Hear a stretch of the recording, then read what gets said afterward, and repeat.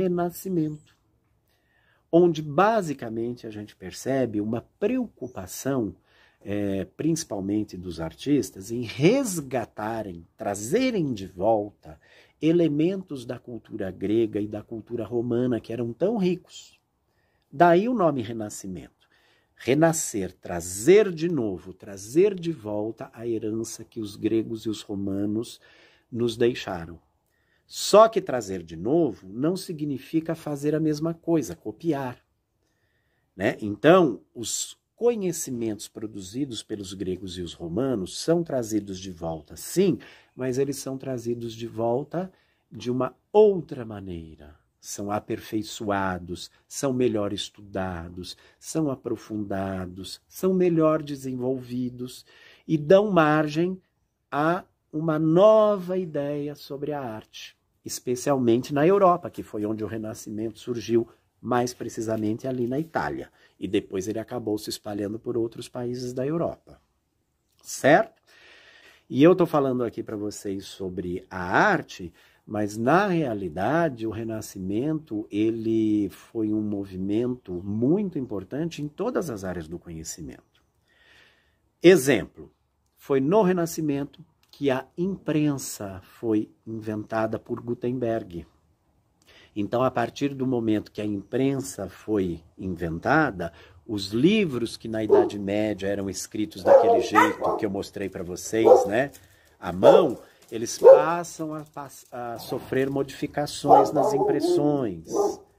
Então, eles são impressos mais rapidamente, em maior quantidade.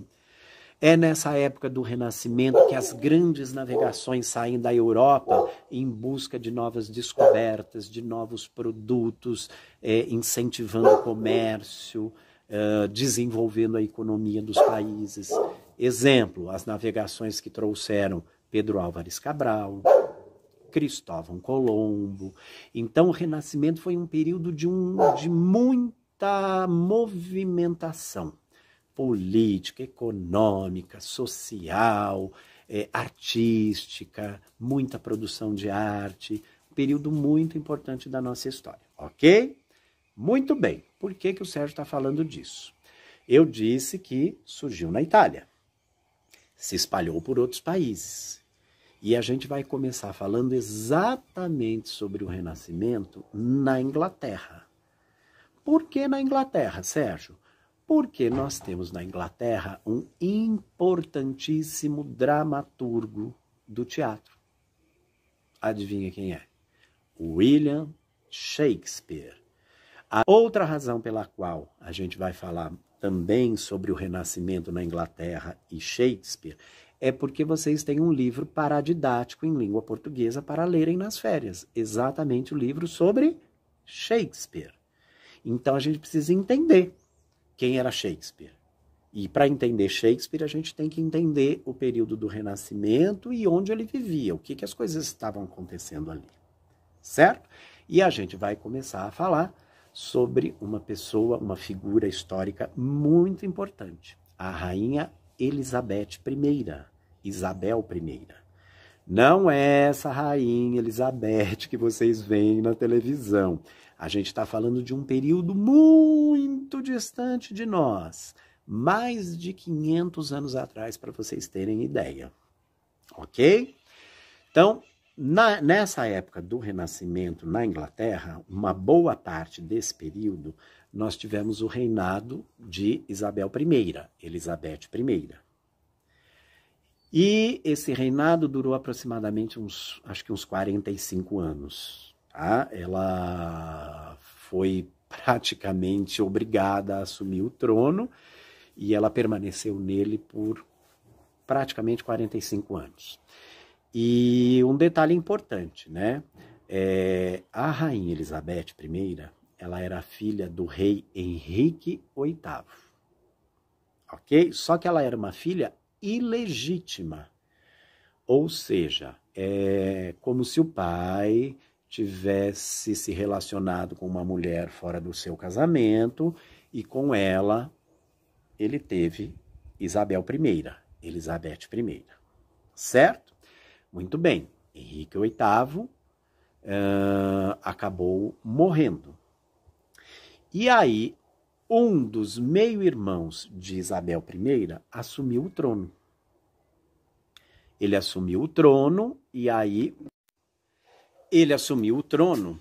reinou até morrer. Ele era o Eduardo VI, meio-irmão de Isabel.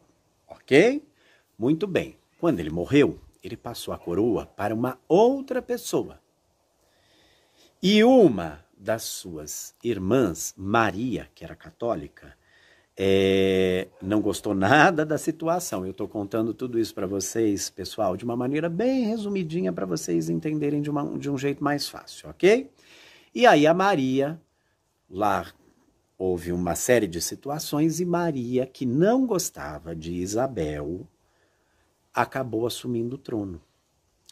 Bom, Elizabeth I, para vocês terem ideia, ela ficou presa um tempão, por ordem de Maria. Por quê?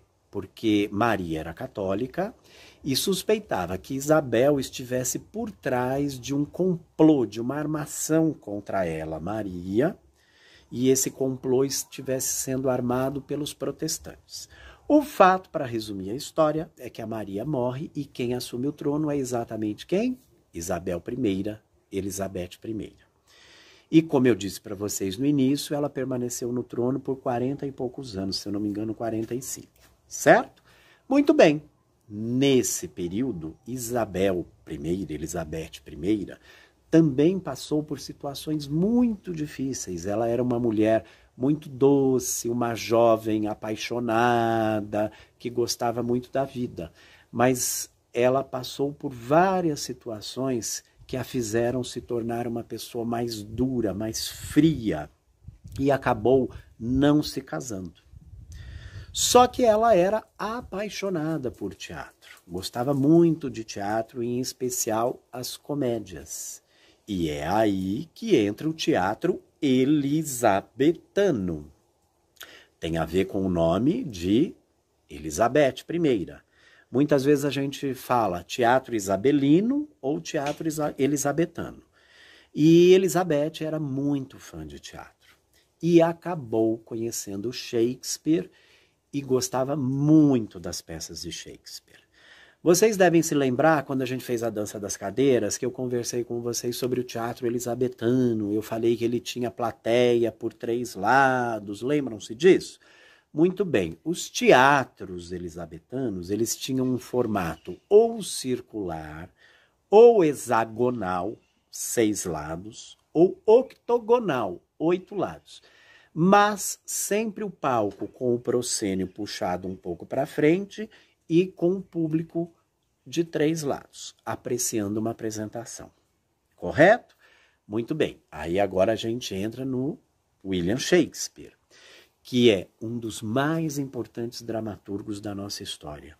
Muitas das suas histórias, muitos dos seus textos acabaram sendo adaptados para filmes no cinema, para novelas, e também é até hoje o dramaturgo cujos textos, cujas peças são as mais montadas no mundo inteiro. Há festivais, por exemplo, Nova York e Londres, normalmente no mês de julho, eles fazem festivais de teatro e apresentam muitas montagens com os textos de William Shakespeare. Certo? Aí vamos falar um pouquinho de Shakespeare nesse período do Renascimento. Shakespeare nasceu numa cidadezinha próxima a Londres, mais ou menos a 1h30 de Londres. Se um dia você for a Londres, de Londres você pega o trem e você consegue visitar a cidade. É uma cidade pequena, bem interessante, Stratford, certo? Bom, ele era filho de um pai, eu não me lembro a profissão do pai, mas o pai dele era um cara que tinha uma condição econômica muito bacana. Ele era de uma família bastante grande, eram vários filhos, mas o pai foi perdendo dinheiro, foi perdendo a fortuna. Dizem que, inclusive, né, Shakespeare estudava numa escola particular e o pai, infelizmente, perdeu todo o dinheiro antes que ele finalizasse os estudos. Então, dizem que ele não tinha condições mais de continuar a frequentar essa escola por uma questão financeira. E aos 18 anos ele conhece uma mulher que era um pouco mais velha que ele, 8 anos, Anne, e ele acaba se casando com ela. E aí há várias histórias. Dizem que ele se casou com ela por interesse financeiro, porque ela tinha uma condição econômica boa e ele, afinal de contas, tinha perdido todas as regalias e a fortuna do pai. Dizem que talvez ela estivesse grávida e por isso ele foi obrigado a se casar. O fato, turminha, é que sobre Shakespeare, infelizmente, existem poucos registros históricos, documentos históricos que contem a vida dele, que nos ajudem a provar esses fatos. Então há muitas suposições sobre a vida de Shakespeare, mas o fato é que ele se casou com ela e teve 3 filhos, né? Uma garota e depois um casal de gêmeos. Muito bem, Shakespeare queria ser alguém maior, melhor, rico, queria fazer o que gostava e num determinado momento da vida dele ele foi para Londres. Ele não se separou da esposa, ele mantinha todo o contato com a família um pouco mais distante dele. E em Londres dizem que ele trabalhou em várias coisas diferentes, inclusive há indícios de que ele tenha trabalhado num matadouro, matando animais para o consumo da carne. Há várias histórias de atividades profissionais que ele tenha desenvolvido antes de ingressar no teatro. Naquela época, na Inglaterra, em Londres especialmente, os teatros não eram muito bem-vindos, né? Eles não eram muito bem vistos, especialmente pela igreja. Muitos consideravam pecado, uma atividade pecaminosa. Então, normalmente, os teatros ficavam do outro lado do rio Tâmisa. É como se ele ficasse distante do centro de circulação social das pessoas que não eram a favor dele. E os matadouros ficavam também naquela região. E foi aí que Shakespeare ingressou no teatro. O que se sabe é que ele começou a trabalhar nas coxias, ele começou a ajudar os atores a se arrumarem, ele fazia uma espécie de serviço de contrarregragem, de maquinaria, era cenotécnico, e até com o ponto, para quem não sabe, né, abaixo do nível do palco havia uma aberturazinha por onde uma pessoa dizia as falas para os atores que esquecessem o texto. Enfim, o fato é que ele fez várias atividades no teatro antes de realmente trabalhar na frente, no palco. Então, o que se sabe é que ele teria atuado como ator, que ele teria dirigido e que, finalmente, ele começa a escrever, primeiro poemas, sonetos, histórias, as pessoas começam a gostar de tudo que ele escreve, ele começa a fazer sucesso, a rainha Elizabeth I começa a gostar muito dele, e aí Shakespeare começa a florescer, né? A crescer como profissional de teatro, como dramaturgo, começa a ganhar dinheiro.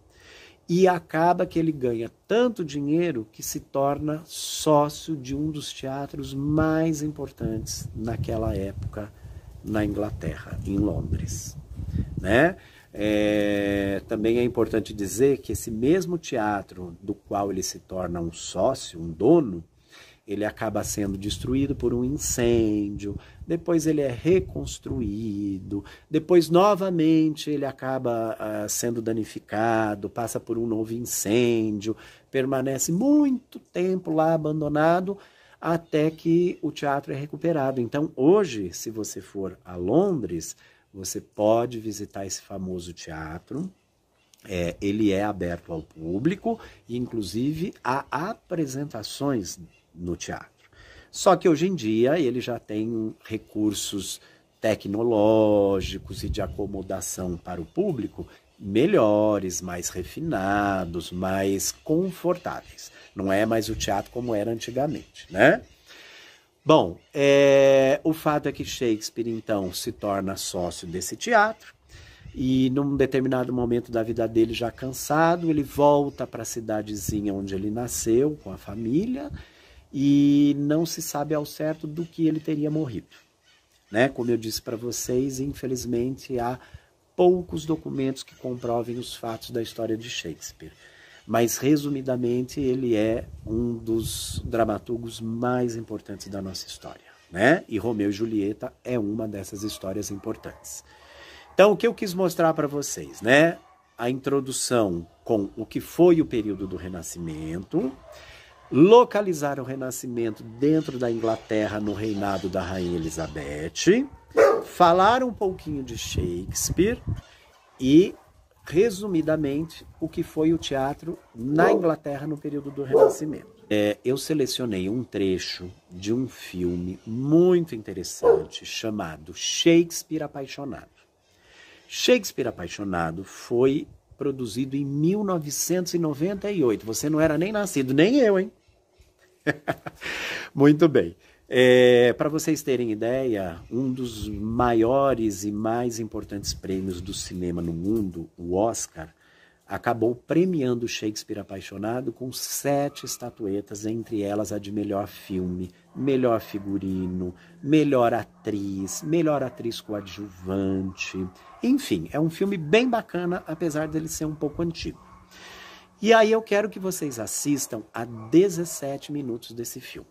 Valeria a pena vocês verem desde o início, até porque num determinado momento do filme se cita a peste negra na época, que matou milhões de pessoas no mundo todo. E coincidentemente, nesse momento triste da nossa história, nós estamos vivendo essa pandemia. A relação é a mesma. Naquela época, os lugares públicos eram fechados, os lugares que permitiam aglomeração de pessoas eram fechados, às vezes por meses. Né? As pessoas não podiam sair às ruas, porque realmente elas morriam. Então é um período histórico muito parecido com o que a gente está vivendo, embora naquela época milhões de pessoas tenham morrido. Né? Estima-se que 1/3 da população europeia naquela época tenha morrido por conta da peste negra. Então também tem um momento histórico parecido com o que infelizmente nós vivemos hoje. Tá? Mas o que eu quero que vocês observem no filme? Então vamos lá. O filme começa mostrando William Shakespeare. Eu vou contar o filme resumidamente, pessoal, porque vocês vão assistir apenas a 17 minutos. Sem vocês saberem um pouquinho da história anterior, vocês não conseguem entender o filme, ok? Por isso que eu vou fazer uma resenha, tá? Mas não vou contar o final. Então o filme começa mostrando Shakespeare sem inspiração para escrever uma história. E ele recebeu uma encomenda dos donos, dos produtores dos teatros para escrever. Então, para ganhar dinheiro, para morar, para viver, para comer, ele precisa escrever. Só que ele está sem inspiração. E aí, no meio dessa história, ele se envolve lá com os produtores, ele começa a escrever e ele se apaixona por uma personagem, a Viola.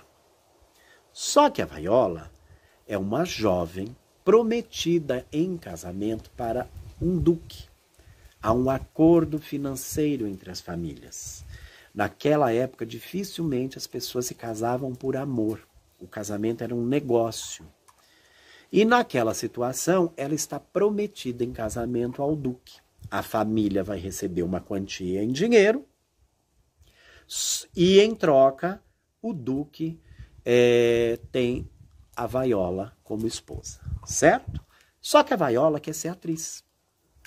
E naquela época, na Inglaterra, mulheres não podiam atuar. Se uma mulher fosse descoberta num teatro atuando, ela, o diretor, o produtor, o dono do teatro, todos seriam presos. Era absolutamente crime. Houve um período da história do teatro na Inglaterra em que as mulheres sequer podiam assistir. Quando entravam no teatro para assistir, entravam até de máscara. Depois isso foi mudando. As mulheres podiam entrar no teatro para assistirem, mas nunca para atuar. E a Viola queria ser atriz. Então o que ela faz? Ela cria uma personagem masculina, Thomas Kent, e vai para o teste do teatro. E aí Shakespeare acaba gostando dela para interpretar Romeu. Só que até então ele não sabe que ele é ela. Ele acha que é um ator, Thomas Kent. Certo? Só que no meio dessa história, ele acaba por descobrir que ela é uma mulher, acaba se apaixonando por ela. E aí a inspiração vem. E ele vai conseguindo escrever a história de Romeu e Julieta. Então, ao mesmo tempo em que ele escreve, as cenas começam a ser montadas e ensaiadas. E aí, num determinado momento, descobrem que ela é o Thomas Kent. Ou seja, ela não pode fazer teatro. Muito bem, os ensaios continuaram, Viola vai se casar com o Duque, e é esse o trecho do filme que vocês vão começar a ver. Vocês vão ver a cena inicial exatamente quando ela vai se casar com o Duque e vai enganá-lo na saída da igreja e vai para a estreia de Romeu e Julieta. Só que ao chegar lá, o que acontece? O ator, homem, que interpretaria Julieta, está muito nervoso, não consegue entrar em cena. E o resto eu não vou contar. Vocês vão observar, tá? Mas o que é bacana vocês olharem nesse filme? Primeiro, a gente vai ver o teatro elisabetano, como ele era feito, praticamente todo em madeira, apenas com a estrutura em alvenaria, né, pedra. Vocês vão observar como era a disposição da plateia, onde as pessoas se sentavam, como se sentavam. Há um grupo de espectadores que assistem em pé à apresentação de teatro, onde eram os ingressos mais baratos. Vocês vão observar que as pessoas que se sentam ao redor, nos diferentes níveis do teatro, são as pessoas que pagam o ingresso mais caro para poderem assistir. O teatro não tem teto, ele não é fechado, naquela época não havia iluminação elétrica, então as apresentações aconteciam de maneira geral no verão e de maneira geral durante o dia. Ok? Vocês vão observar como é o palco, vão observar que não há muitos cenários, porque não havia como colocar os cenários. Então, basicamente, eles pintam em tecidos alguns desenhos das cidades e põem ao fundo. Vocês vão observar o movimento dos atores nas coxias, ator se preparando, se maquiando, nervoso, com medo de entrar em cena, que, aliás, é o que vai acontecer com vocês no final do ano. Vocês vão observar os atores retomando as suas falas.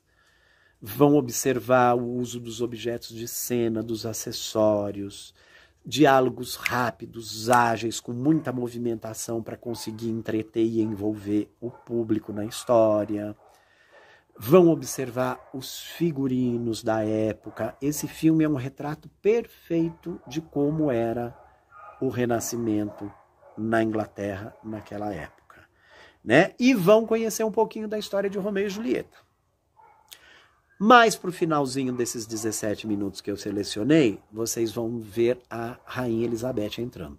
Claro que é uma atriz, ela inclusive ganhou o prêmio como melhor atriz coadjuvante nesse filme, mas vocês vão ter um retrato da Rainha Elizabeth e das suas damas de companhia. Então há muitas coisas legais para vocês conhecerem, né? Mas basicamente é um filme que fala do amor de Shakespeare por uma mulher e do quanto esse amor o inspirou na escrita das suas histórias.